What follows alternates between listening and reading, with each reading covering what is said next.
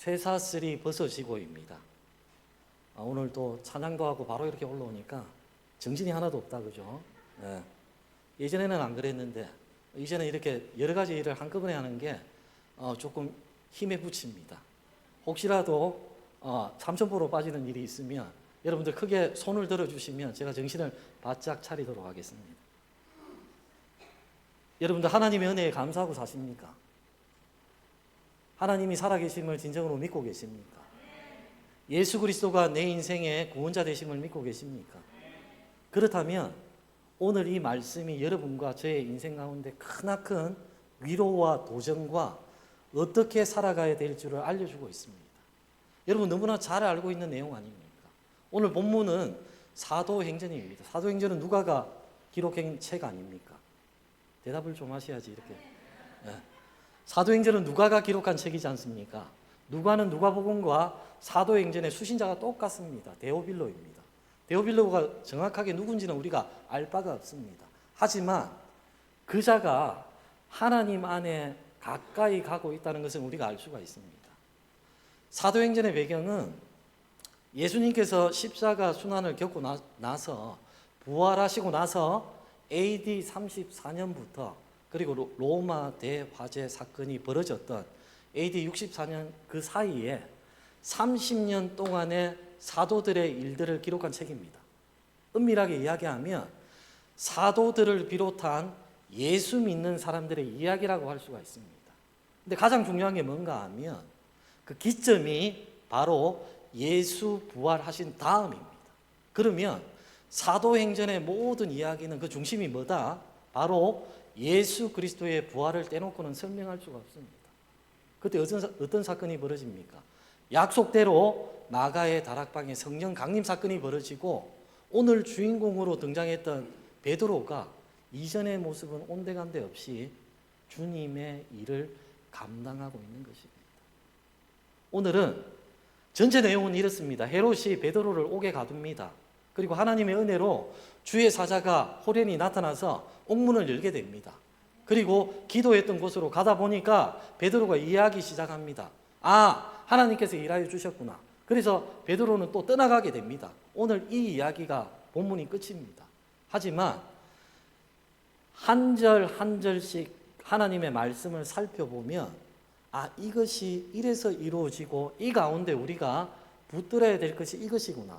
그리고 하나님께서는 이 가운데 이런 것들로 인해서 베드로의 석방을 인도하셨고 그 다음에 당시를 사는 사도들과 시간이 지난 다음에 우리처럼 하나님의 말씀을 본문으로 상고할 때 어떻게 살아야 되는지를 알려주시고 계시는 것입니다. 여러분 기대가 되시나요? 몇 분만 기대가 되시고 내리갈까요 그러면? 기대를 가지고 하나님의 말씀을 보시기 바랍니다. 자, 1절에 한번 보겠습니다. 그때라고 등장을 합니다. 그때는 언제입니까? 바로 위에 있지 않습니까? 그때가 언젠가 하면 사도들의 성령의 충만함, 환경은 어렵고 힘들어도 사도들이 그 하나님의 말씀을 붙들고 철저하게 그 성령에 이끌리면서 성령의 역사 안에 머물던 그때를 이야기하고 있습니다. 조금 더 구체적으로 이야기하다 보면 바나바와 사울의 손에 안디옥 교회가 부조를 전달하게 됩니다. 그 돈이 어디에 쓰이라고요? 하나님의 일에 쓰이라고. 그들 또한 힘든 삶을 살아가고 있음에도 불구하고 하나님의 일에 다 같이 십시일반으로 나누는 성령의 운동이 벌어지고 있는 그때입니다. 여러분 성령의 역사가 가득하면 반대로 우리는 어떤 역사가 또 기다리고 있구나라는 것을 알 수가 있습니까? 바로 성령의 역사를 시기하고 방해하는 그리고 넘어뜨리려고 하는 사단의 역사가 만만치가 않은 것입니다. 우리의 믿음의 역사도 똑같습니다. 여러분 성경을 읽어보겠다고 다짐하면 어떤 일이 벌어집니까? 시비 거는 사람들이 많이 생깁니다. 그래서 하기 싫어집니다. 누구의 강교입니까? 하나님의 말씀을 가까이 하지 못하게 하는 사단의 강교한 계략이란 말입니다. 우리는 눈에 보이는 것들로 좌지우지되고 있을 때가 너무나도 많이 있습니다. 하지만 오늘 이 말씀을 통해서 눈에 보이는 것이 전부가 아님을 우리가 발견하고 우리의 모든 것들이 우연이 아님을 우리가 알 수 있는 기회가 되길 바랍니다. 자, 성령의 역사가 시작됩니다. 예수 그리스도는 본디 그 자리로 올라가고 선물로 주신 성령의 역사가 한참 진행되고 1장부터 앞장인 11장까지 급박하게 성령의 역사가 시작되고 있는 그때에 사단은 헤롯을 들어서 사용하기 시작합니다. 한번 볼까요? 그때 헤롯 왕이 손을 들어 교회 중에서 몇 사람을 해하려 하여, 헤롯이 살펴봅니다. 예수 믿는 사람들을 해하려고 살펴보는 것입니다. 손을 든다는 말은 그 사람의 권력을 이용한다는 말과 똑같겠네요. 그죠? 자, 2절에 보면 요한의 형제 야고보를 칼로 죽이는 사건이 벌어집니다. 여러분, 사람을 죽이는 일이 결코 쉽지가 않습니다. 여러분, 사람 죽여봤습니까? 아니지 않습니까? 짐승도 죽이는 것이 만만치가 않습니다. 저도 예전에 직접적으로는 가축을 소를 키우고 그러지는 않았지만 시골에 우연찮게 놀러 가다가 돼지 잡는 풍경을 보았습니다. 난리가 아닙니다. 장정들이 붙어가지고 막 꽁꽁 싸매도 오한마로 정수리를 내리치는데 한 번에 죽지가 않습니다. 막 시끄럽고 난리가 납니다. 피는 튀겨지고 난리가 납니다. 그러던 찰나에 줄이 끊어집니다. 장정들이 그 수비가 탄탄하지 못해서 돼지가 막 기겁을 하고 도망갑니다. 이 무슨 이야기입니까? 가축을 죽이는 것도 만만치가 않다는 것입니다. 근데 오늘 2절에는 요한의 형제 야고보를 헤롯이 칼을로서 죽입니다. 목을 치는 단두대에 그 자를 처형하게 됩니다. 여러분, 결코 쉽지 않는 일을 행할 수 있는 것은 이 자의 의지가 아닙니다. 맞지 않습니까? 그죠? 근데 오늘 등장하는 헤롯, 성경에는 헤롯 왕이 자주 등장합니다. 근데 분명하게 이야기하면 첫 번째는 헤롯 대왕이 등장합니다. 헤롯 대왕은 헤롯 성전을 짓기 시작했습니다. 지었습니다. 그 이유가 뭔가 하면 자신의 출신의 연약함 때문입니다. 헤롯 대왕의 출신이 어딘가 하면 에돔 족속입니다. 이둠의 족속이라고도 부르죠. 에돔은 누구의 후예입니까? 바로 에스의 후예입니다. 그래서 헤롯 대왕은 자신이 정통 유대인이 아닌 것들을 부끄럽게 생각을 하고 자신이 할 수만 있다면 유대인들의 한심을 사기 위해서 노력을 엄청나게 했던 사람이 헤롯 대왕입니다. 오늘 본문하고는 나오는 헤롯과는 다른 사람입니다. 자, 이 헤롯 대왕은 유대인들의 환심을 사기 위해서 헤롯 성전을 건축하기 시작합니다. 그리고 자신에게는 유대인의 정통이 아닌 핸디캡이 죽을 때까지 따라다니기 시작합니다. 그래서 인간적인 방법으로 어떻게 되든지 사람에게 잘 보이기 위해서 혈안이 되어 있습니다. 자, 그리고 자식들을 낳게 됩니다. 그 중에 아리스토블루스라는 사람이 자식이 있는데 이 자를 죽이기 시작합니다. 왜 죽이느냐? 이 자가 왕권을 노린다는 생각 때문에 사랑하는 자식을 죽입니다. 무엇 때문에요? 자신의 권력 유지 때문에. 이 사람은 인간적인 권력에 목마르고 인간적인 권력을 벗어나지 못하고 자신의 모든 삶의 중심에는 높아지려고 하고 사람에게 인정받고자 하는 인정욕의 극치를 이루고 있는 사람이 바로 헤롯 대왕입니다. 또 다른 아들이 있습니다. 헤롯 안디바입니다. 헤롯 안디바는 어떤 사람인가 하면 세례 요한을 죽인 자입니다. 그리고 예수님의 재판 때 등장했던 자입니다. 오늘 등장하는 헤롯 왕은 헤롯 대왕이 죽였던 아리스토블루스의 아들입니다. 헤롯 아그리파 1세입니다. 자, 이 자가 어떤 일을 하기 시작합니까? 야고보를 죽입니다. 야고보가 어떤 사람입니까? 불의 아들 아닙니까? 불의 아들. 요한과 형제인 불의 아들 아닙니까? 성격이 저처럼 만만치 않은 사람이었습니다. 하지만 이 자가 성령 받고 나니까 12사조 중에서 가장 먼저 순교의 자리로 갔다는 것, 의미가 있는 것 아닙니까? 여러분, 야고보는 왜 죽었습니까? 우리 모릅니다. 하나님의 신비입니다. 나중에 다시금 이 일들을 살펴보도록 합니다. 이 헤롯 아그리파 1세는 야고보를 죽이고 사람들에게 칭찬을 받기 시작합니다. 3절에 보면 이렇게 나와 있네요. 유대인들이 이 일을 기뻐하는 것을 보고, 이 일은 야고보를 참수했던 일입니다. 사람들의 반응이 대단한 것입니다. 그래서 이 자도 할아버지인 헤롯 대왕 못지않게 권력록에 똘똘 뭉쳐있는 사람입니다. 여전히 정통 유대인이 아닌 것을 부끄러워하는 사람입니다. 그런데 이 자가 가만히 보니까 야고보를 죽였던 일에 사람들이 막 열광하는 것을 보니까 그 다음에 눈을 돌리기 시작합니다. 그 자가 누구입니까? 바로 베드로입니다. 그래서 베드로를 당장 죽이면 저 사람들이 환호하는 것보다 몇 배를 더 내가 받을 거야. 그리고 나의 왕위는 굳건하게 세워질 거야 라고 생각하게 되는 것입니다. 이만큼 사단의 세력들은 한 사람을 구렁텅이로 이끌어가고 있는 것입니다. 여러분, 그런데 어떤 일이 벌어집니까? 베드로를 잡으려고 합니다. 근데 3절 하반절에 보면 그때가 언제라고 기록이 되어 있습니까? 바로 무교절 기간입니다. 여러분 기억하시기 바랍니다. 무교절 기간입니다. 무교절 기간은 사람을 죽이는 사형을 할 수가 없는 기간입니다. 여러분, 헤롯이 마음을 품습니다. 그래서 마음을 실행합니다. 야고보를 죽였습니다.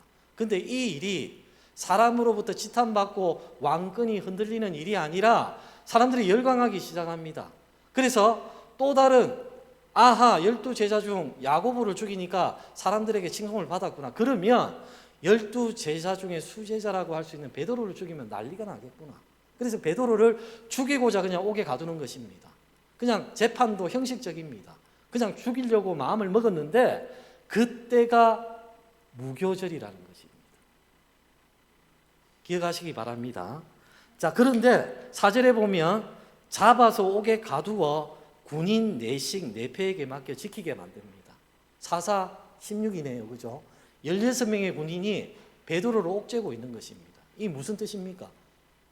헤롯 아그리파 1세는 자신이 잡아놓은 베드로가 혹이나 그럴 염려는 없지만 탈옥할까 봐 염려가 돼서 자신이 할 수 있는 최선의 방법으로 4명씩 한 조를 이루어서 4조씩 16명의 군인을 붙이기 시작합니다. 자신이 할 수 있는 최대한의 일을 하고 있는 것입니다. 무엇 때문에요? 자신의 왕권을 굳건하게 하기 위해서. 인간적인 마음이 그 가운데 담겨 있는 것 아닙니까? 자, 여기가 끝이 아니라 6절에 보면 베드로가 잠을 자고 있는데 두 군인들 틈에서 두 쇠사슬에 매여 잠을 자고 있답니다. 여러분 한번 상상해 보십시오. 베드로가 오간에 갇혀 있는데 16명의 군인이 지키고 있음에도 불구하고 안심하지 못합니다. 혹여나 0.01%의 확률로 이자가 나가면 어떨까? 자신의 그 좋은 기회는 무너지는데 그런 염려로 잊지도 않은 일을 두 군인들의 쇠사슬에 왼쪽 손목에 베드로의 한 팔씩을 묶으면서 같은 방 안에서 자고 있는 것입니다. 여러분 대단한 것 아닙니까? 인간의 욕심은 한도 끝도 없습니다. 별의별 방법들을 다 동원해서 자신의 인간적인 욕망들을 이루고자 혈안이 되어 있습니다. 이게 어쩌면 우리들의 민낯일 줄 모릅니다. 여러분 만약 우리가 3중 4중의 군인들 그리고 옥에 갇혀있는 베드로라고 생각이 되면 여러분들 잠이 옵니까? 내일 되면 무교절이 끝나고 유월절이 끝나는 날인데 그때 되면 나는 죽습니다. 내일 되면 죽음에도 불구하고 나는 잠이 오겠습니까? 안 오겠습니까? 안 오는 게 당연한 거 아닙니까? 그런데 오늘 보면 6절에 보면 그 꽁꽁 묶어놓은 베드로의 그 두 군인들 틈 사이에서도 베드로는 자고 있습니다. 성경은 고상하게 자고 있다고 이야기하지만 우리식으로 이야기하면 자빠 자고 있는 것 아닙니까? 내일 되면 죽어감에도 불구하고 무슨 이유 때문인지 모르지만 베드로는 자고 있습니다. 이게 우리의 연약함입니다. 그런데 여러분 꽁꽁 묶여 있어서 사람은 잘 수가 있습니다. 경험해봤냐고요? 경험해봤습니다. 저는 꽁꽁 묶여 있었음에도 불구하고 잠이 오는 거예요. 어디서 잡았냐고 물어보면 한도 끝도 없습니다. 여러분 집에 못 갑니다. 그냥 베드로처럼 두 손이 꽁꽁 묶여 있어도 사람은 잘 수가 있습니다. 근데 베드로에는 경험이 있습니다. 사도행전 4장과 5장에 보면 놀라운 하나님의 역사를 경험했던 모임입니다. 2번이나 갇힘을 당하게 됩니다. 하지만 그 자리에서 베드로는 오히려 성령의 충만함으로 그들이 예수를 믿지 말라고 타협해라고 이야기하는 그 순간에 베드로는 담대하게 부활하신 예수 그리스도를 그들에게 증거합니다. 그러니까 어떤 일이 벌어집니까? 앞서서 주의 사자가 옥문을 열어주는 기적의 주인공이 됐던 것입니다. 베드로가 그런 체험이 있다 보니까 내일 죽어감에도 불구하고 죽으면 죽으리라는 마음 가지고 그날 저녁에 양손이 두 군인에게 꽁꽁 묶여 있는 채이지만 그럼에도 불구하고 하나님께 모든 것들을 맡긴 채 성령에 체험된 자로 잘 수가 있는 것입니다. 여러분, 우리도 이런 담대함이 우리들의 신앙생활에 있기를 원합니다.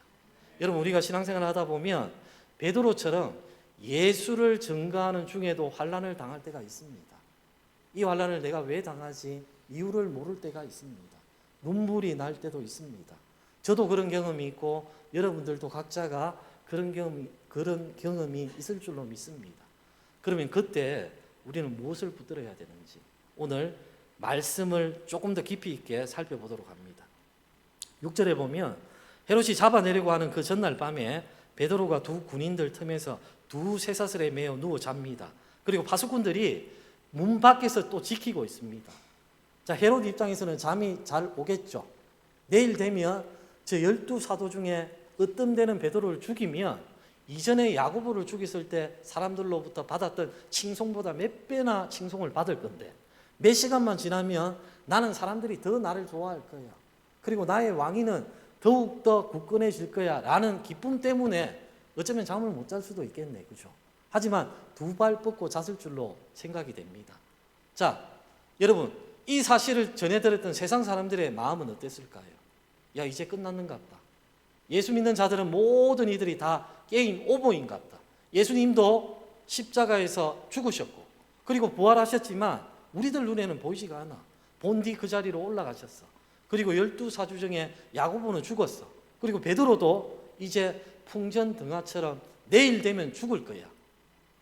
어떻게 보면 헤롯으로 대표되는 사단의 세력과 야고보와 베드로로 대표되는 하나님의 영적인 전쟁에서 첫 번째 게임은 사단의 승리로 기울어졌습니다. 헤롯은 환호했습니다.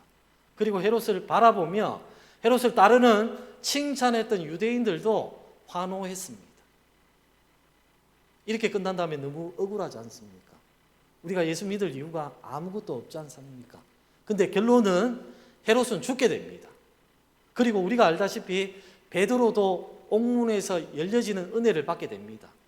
그 사람들의 기대했던 그 찬사 소리에 오늘 본문이 넘어서 있는 20절부터 25절 보면 헤롯은 그 찬사 가운데 큰 벌레로 인하여 먹힘을 당하면서 그 자신이 인생의 모든 것들로 걸었던 인간의 찬사 속에서 그자는 비굴하게 처참하게 끝을 맺고 납니다.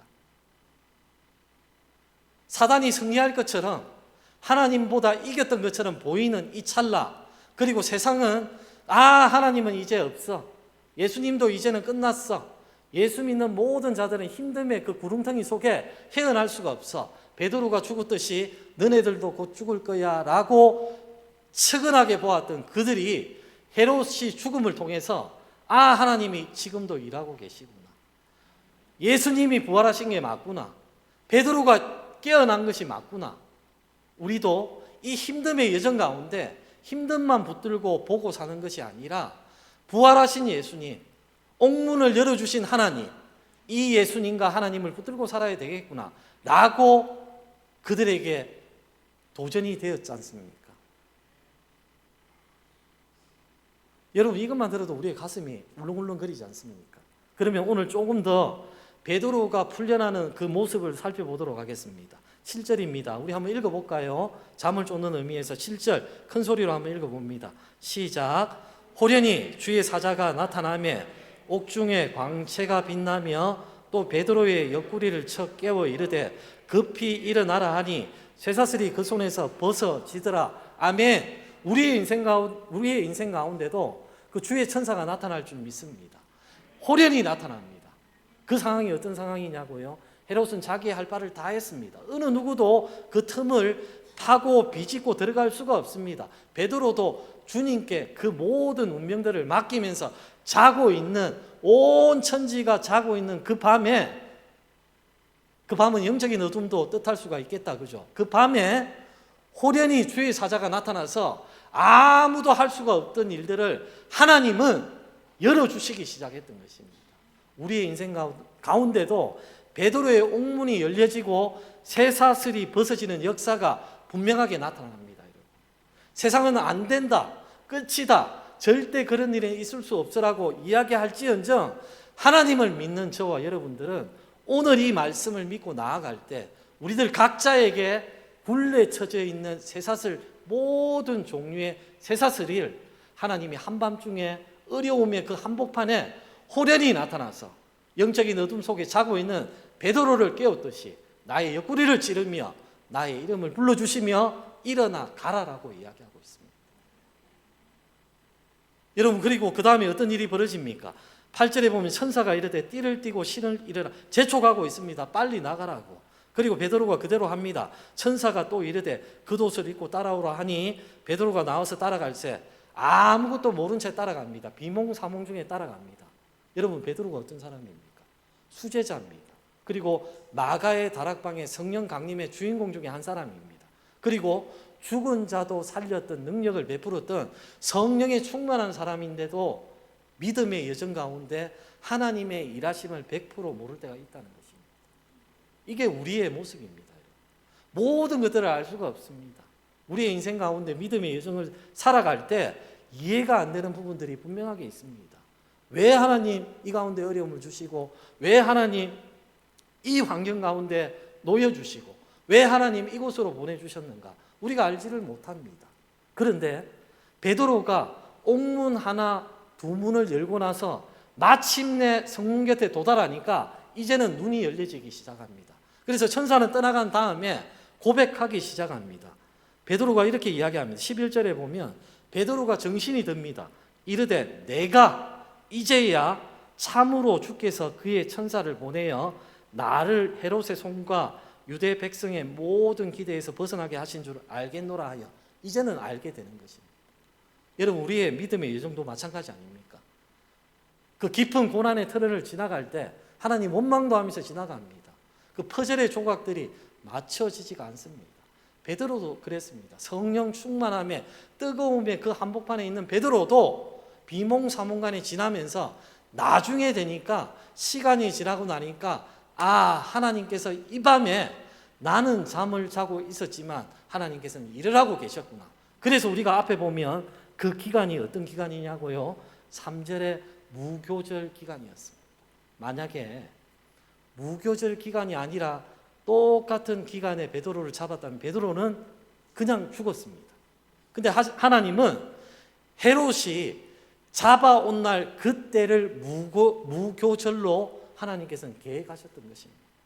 그래서 그때에 베드로는 그 시간 동안, 무교절의 시간 동안 여유를 가질 수가 있었고, 그 가운데 오늘 중요한 말인 그들이 남아있는 자들이, 우리 5절 한번 읽어볼까요? 또 5절 한번 읽어보겠습니다. 시작. 이에 베드로는 옥에 갇혔고 교회는 그를 위하여 간절히 하나님께 기도하더라. 자, 그 무교절의 기간은 하나님께서 베드로의 생명을 지켜주셨던 기간이고, 또한 남아있는 기도하는 마가의 어머니 집에서 기도했던 그들에게 기도해라는 시간으로 하나님께서 남겨두셨던 것입니다. 이게 바로 하나님의 신비 아닙니까? 앞에서 야고보는 왜 죽었습니까? 그리고 왜 베드로는 살아났습니까? 우리는 알 수가 없습니다. 이 모든 것들은 하나님의 신비입니다. 우리가 하나님의 일하심을 다 알 수가 없습니다. 여러분, 죄송하지만 성경에서도 하나님을 온전하게 다 담아낼 수가 없습니다. 하나님은 이 성경 안에 갇혀있었던 분이 아니라 더 우리의 생각을 뛰어넘으시는 하나님이시기 때문인 거 아닙니까? 여러분, 하나님은 이렇게 세상의 권력과 하나님의 권력이 대적하며 첫 번째 게임에서는 하나님의 권력이 진 것처럼 보이는 그때에 하나님은 무교절 기간으로 베드로를 살려주시고 남아있는 하나님의 백성들에게 기도할 수 있는 시간을 허락해 주셨던 것입니다. 우리도 이렇게 살아야 됩니다.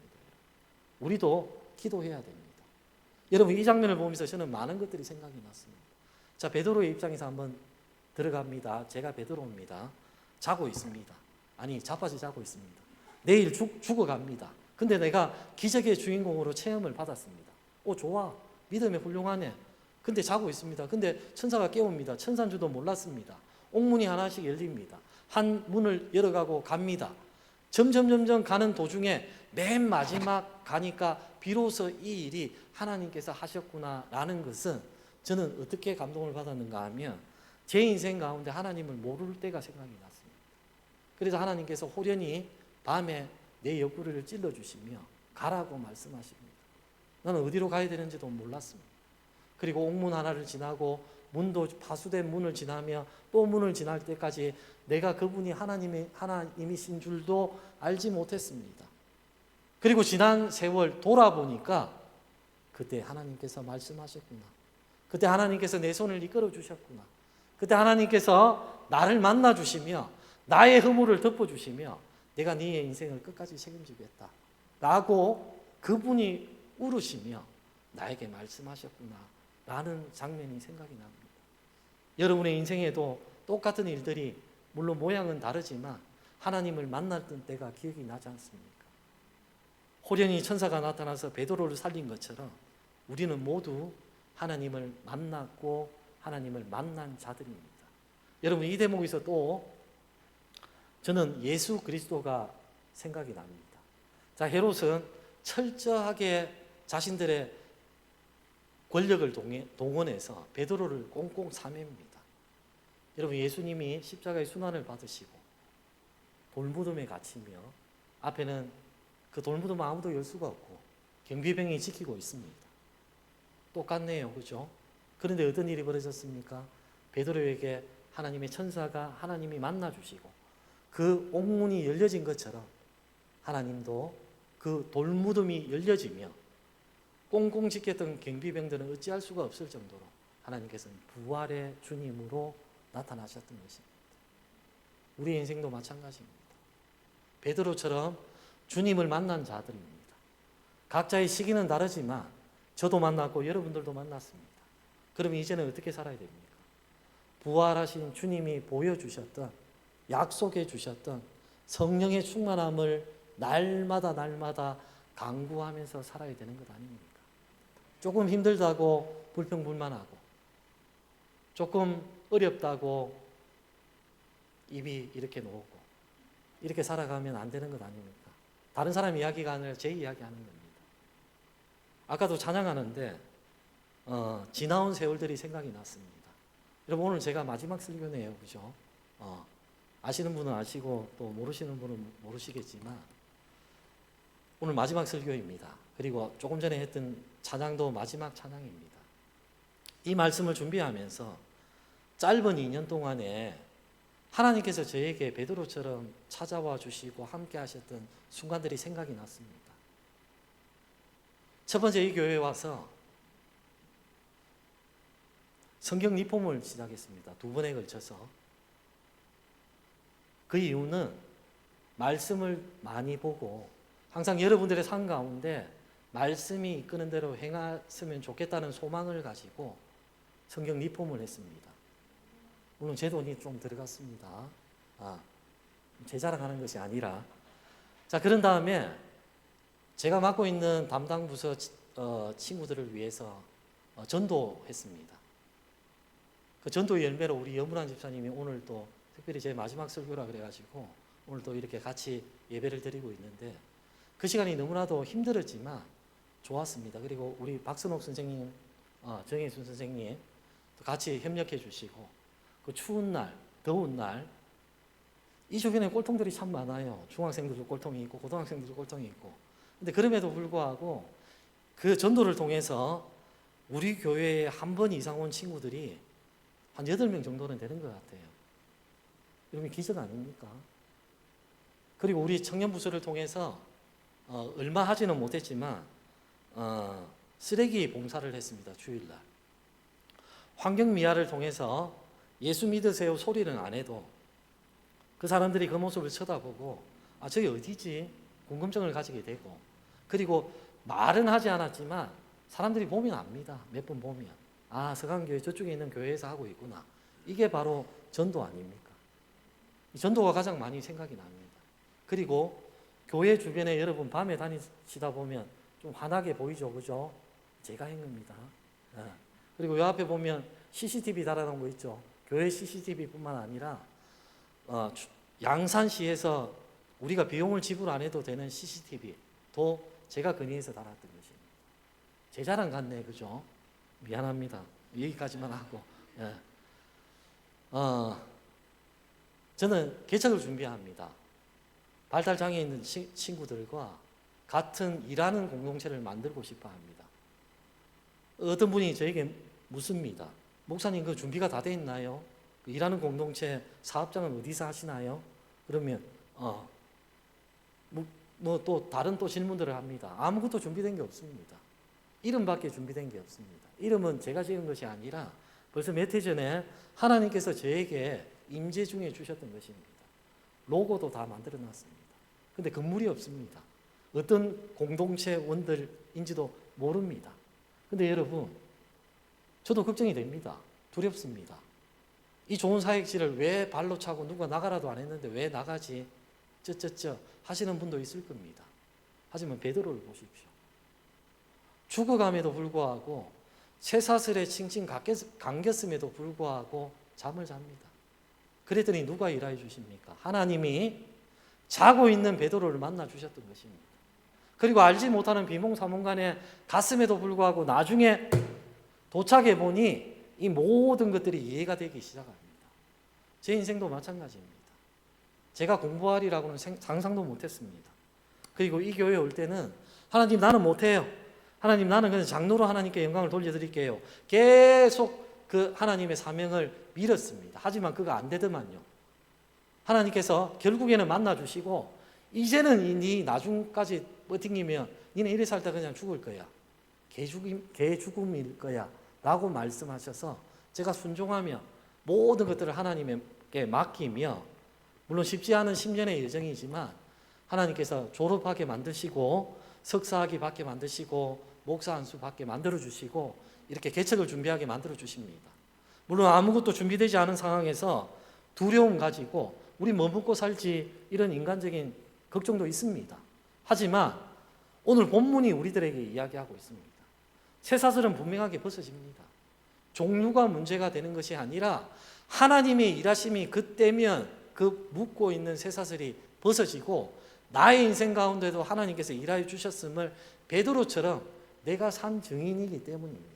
그래서 지금은 맞춰지지 않은 퍼즐 조각처럼 보입니다. 어려움도 예상이 됩니다. 하지만 그것은 제 몫인 것입니다. 제가 울어야 될 때는 울어야 되는 것입니다. 제가 무릎 꿇어야 될 때는 무릎 꿇어야 되는 것입니다.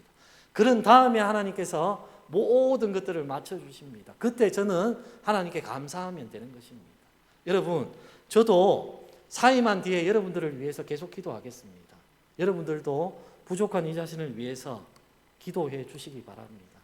여러분, 그리고 오늘 제일 중요한 게 있습니다. 이들은 뜨겁게 기도했습니다. 무교절 기도 동안에. 근데 그 기도의 응답을 받게 됩니다. 근데 어떤 일이 벌어집니까? 로데가 외치기 시작합니다. 로데는 문을 열어주면 되는데 너무 기뻐서 마가의 어머니 집에 있는 그 베드로를 위해서 기도하는 그 사람들에게 그냥 뛰어가서 소식을 알리기 시작합니다. 베드로가 왔다고. 뭐라고 이야기합니까? 미친 거 아니냐고 이야기하지 않습니까? 그리고 계속 밖에서 소리가 납니다. 누구의 소리가요? 베드로의 음성이 들리니까 아니야, 저거는 베드로가 아니야, 천사일 거야 라고 이야기합니다. 여러분, 기도의 중요성에 대해서 이야기하고 있습니다. 그들은 기도했습니다. 아마 이렇게 기도했을 것입니다. 하나님, 내일 되면 베드로가 죽습니다. 하나님, 헤롯의 마음을 바꿔주셔서 오늘 밤에 헤롯이 죽든지, 안 그러면 하나님, 헤롯이 마음을 움직여 주시어서 베드로를 좀 풀어주게 해주세요 라고 기도했을 것입니다. 근데 그게 누구의 기도입니까? 그들의 기도입니다. 하나님은 어떤 방법으로 일하여 주셨습니까?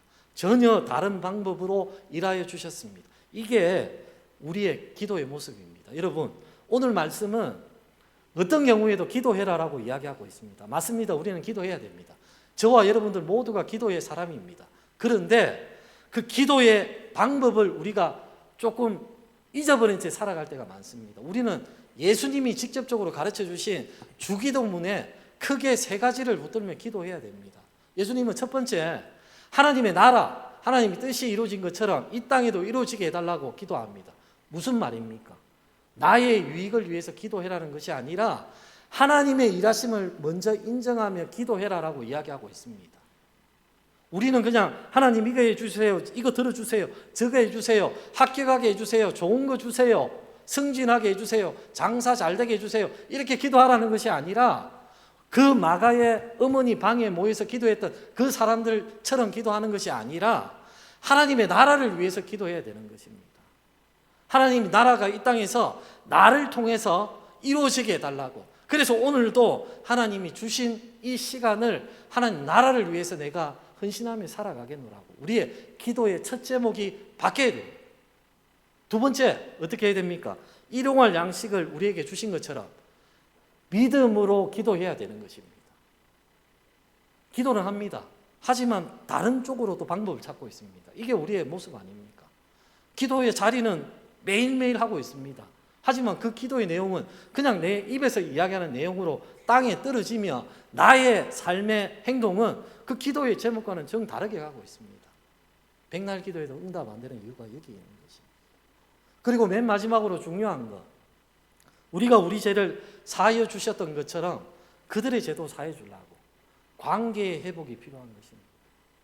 내가 아무리 기도 많이 하고 하나님의 나라를 위해서 기도하고 믿음으로 기도를 한다 치더라도 내 삶 가운데 그런 모습들이 들어가지 아니하고 남을 미워하며 시기질투하며 하나님이 없는 사람처럼 살아가고 있으면 안 된다는 것을 이야기하고 있습니다.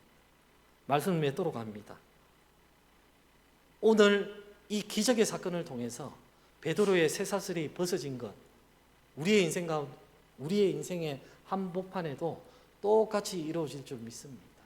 그래서 우리의 기도가 눈에 보이는 것들로만 머무는 것이 아니라 하나님의 영적인 세계도 항상 생각하면서 기도의 모습이 바뀌어지기를 원합니다. 첫 번째는 하나님의 나라와 뜻을 구하는 기도로 바뀌기를 원합니다. 그리고 두 번째는 믿음으로 드려지는 기도로 바뀌기를 원합니다. 그리고 세 번째는 기도한 사람의 모습대로 관계 회복으로 이 땅에서 살아가야 됩니다. 이렇게 살아가는 저와 여러분 다 되길 바랍니다. 이 시간 말씀을 생각하시면서 우리 찬양팀 놓으시고 찬양을 올려드리도록 하겠습니다. 나의